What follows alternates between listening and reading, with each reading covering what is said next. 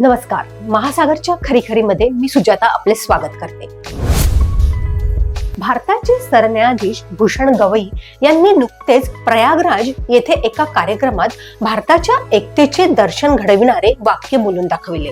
भारताचे संविधान सर्वांग परिपूर्ण आहे, त्यामुळे अंतर्गत आणि बाह्य शक्तींनी कितीही उलटापालटी करण्याचा प्रयत्न केला, कितीही कावेबाजपणा करण्याचा प्रयत्न केला, कितीही देशविरोधी कारवाया केल्या, तरीही भारत एकसंघ आहे आणि राहील.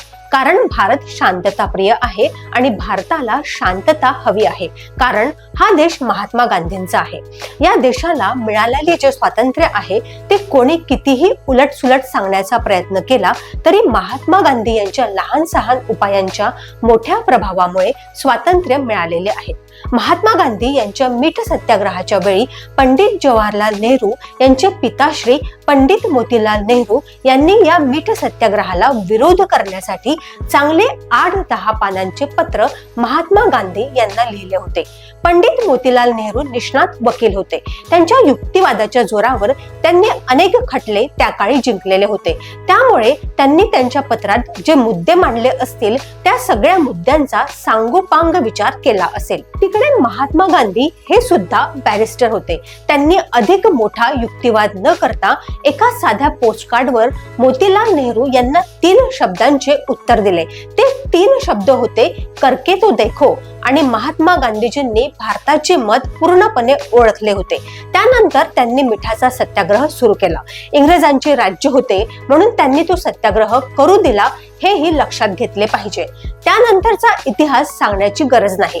तो सत्याग्रह सफल झाल्यानंतर पंडित मोतीलाल नेहरू यांनी महात्मा गांधींचे शिष्यत्व पत्करले आणि आपले पुत्र पंडित जवाहरलाल नेहरू यांना महात्माजींच्या बरोबर पाठविले.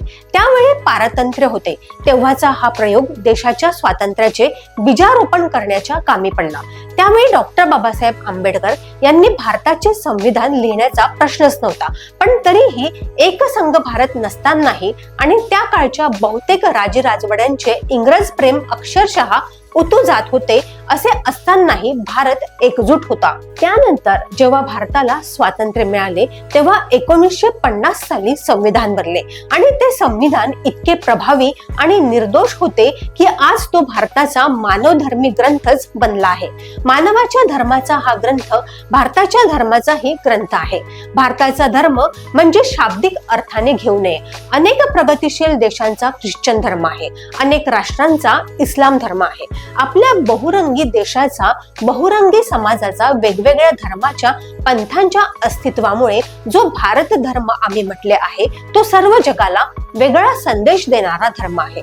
आपल्या आचार्य विनोबा भावे यांनी दिलेली जय जगतची हाक ही भारताच्या विशालतेची आणि विश्व बंधुत्ववादी मानव धर्माची हाक आहे. आपल्या सरन्यायाधीशांनी भारताच्या एकात्मतेचे दर्शन म्हणजेच संविधान आहे असे म्हणून भारताच्या अस्मितेचे, महानतेचे आणि सर्व धर्म समावेशकतेचेच दर्शन घडविलेले आहे. अशाच घडामोडींसाठी बघत रहा महासागर. अजूनही तुम्ही आमच्या चॅनलला सबस्क्राईब केलं नसेल तर लगेच सबस्क्राईब करा, लाईक करा, शेअर करा आणि बघत रहा महासागर. नमस्कार.